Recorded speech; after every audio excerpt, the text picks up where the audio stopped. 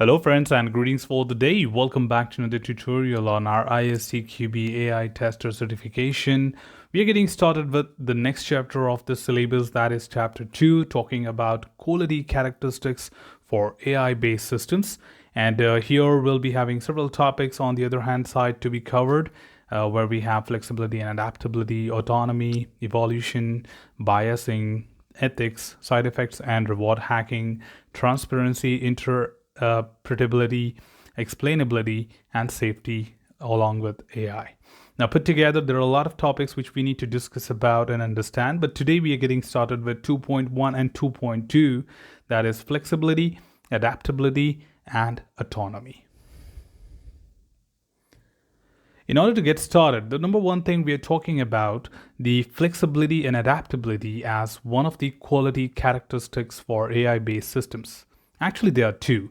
Now, flexibility and adaptability are basically related to each other, so we can talk about them together. Now, in this particular syllabus, flexibility is basically considered to be the ability of the system to be used in situations that were not a part of the original system requirements, while adaptability is considered to be the ease with which the system can be modified for new situations, such as different hardware or changing operational environments. Now, so far we have understood building up an AI-based system is completely dependent on the ML models. The way you train them, the type of training data we make use of, and the flexibility the system can have. Now, of course, as the word comes in between, that's where we are talking about the flexibility and adaptability.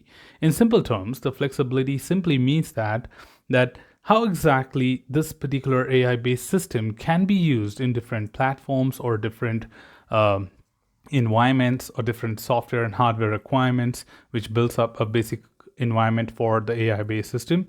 Now that basically adds up together to make your AI-based system to be usable in multiple platforms or multiple target environments. If in case it is very, very static, it will be limited to the particular environment which it is built for, and building such expensive systems, it might not be feasible enough to afford them. So it's very important to talk about how flexible your AI-based systems could be in terms of meeting the expectations of meeting multiple desired environment. But at the same time, how this could be possible is with adaptability. Of course, you cannot build a system which can be deployed in any kind of target environment which might not be considered during the requirements too. It's clearly mentioned here that sometimes it is possible that few of the things might not be included in your requirement, and the system should go and fit there as well. Now that is only possible if you have the adaptability, where adaptability certainly means about the ease with which the system can be modified, which simply means that how exactly we can reconfigure an AI-based system or set it up in a way, the way you want to use it, or the way you want to use it in a particular target environment. So in such configurations or setting it up in a way that it can be used in multiple environments, adaptability comes along with flexibility. Now, both flexibility and adaptability are useful if the operational environment is not fully known when the system is deployed. The system is expected to cope up with new operational environments. That means a transformation on the base operating system or operational environments could be transforming from day to day and might be using different configurations. Then, of course, that would be very useful there. The system is expected to adapt to new situations, like learning on its own, which we'll be talking in a short while. The system must determine when it should change its behavior. That means they should be self-capable of determining how exactly they will be adapting information from the new information or based on the ongoing real static data or real-time data.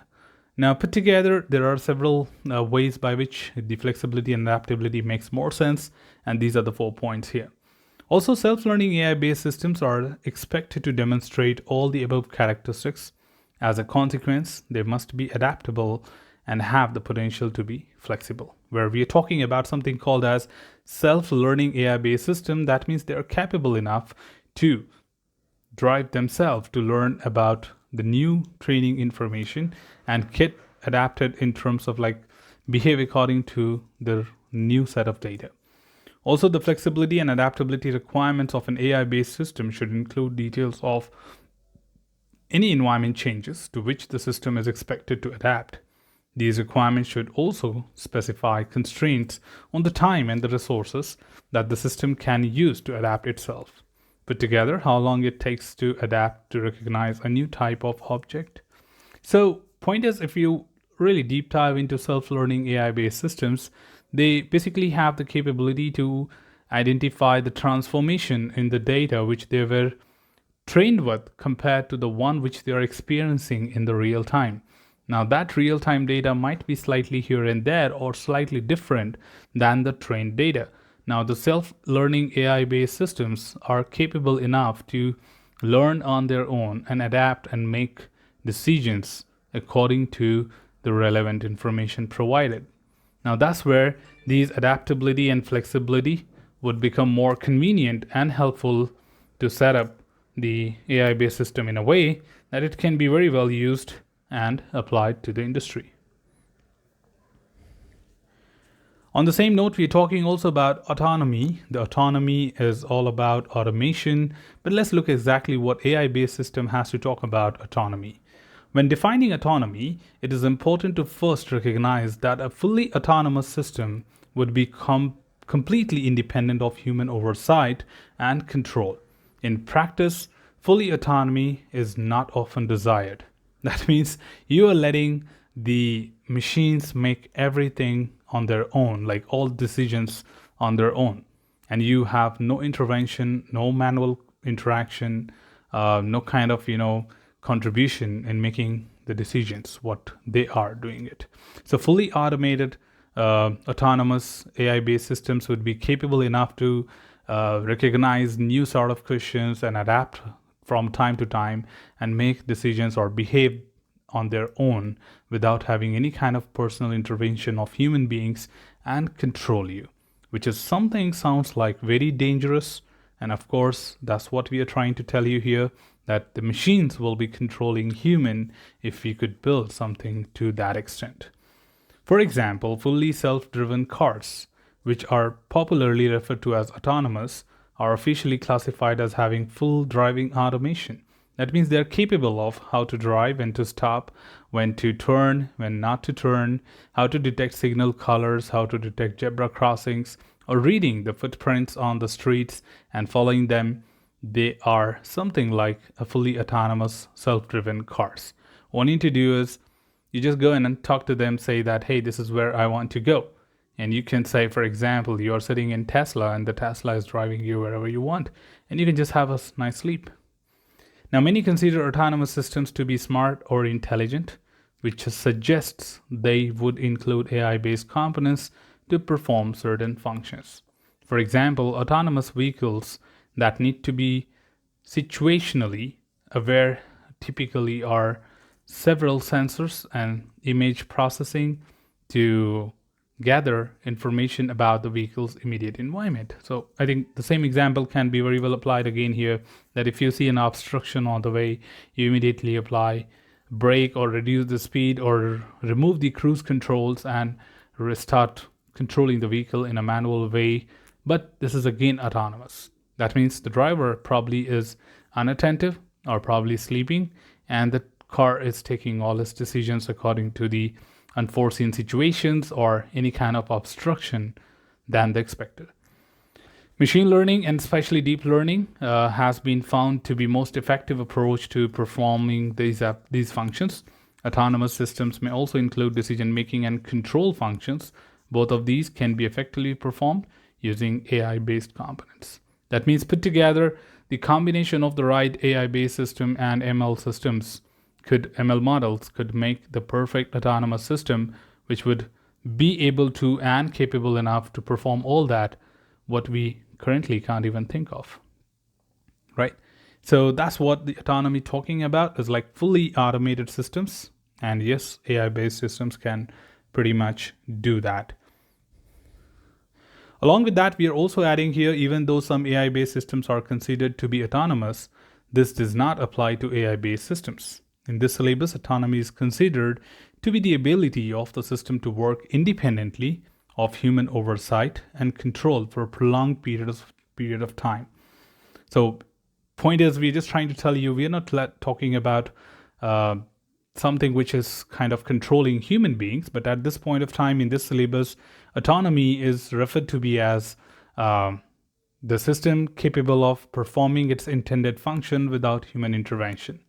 Okay, we are not talking about machines controlling human beings right now, as given that at this point of time we do not have any such systems available.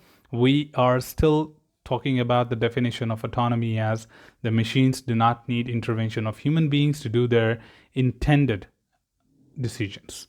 Also, this can help with identifying the characteristics of autonomous systems that need to be specified and tested. For example, the length of time an autonomous system is expected to perform satisfactorily without human intervention needs to be known. Also, in addition, it is important to identify the events for which the autonomous systems must give control back to its human controllers.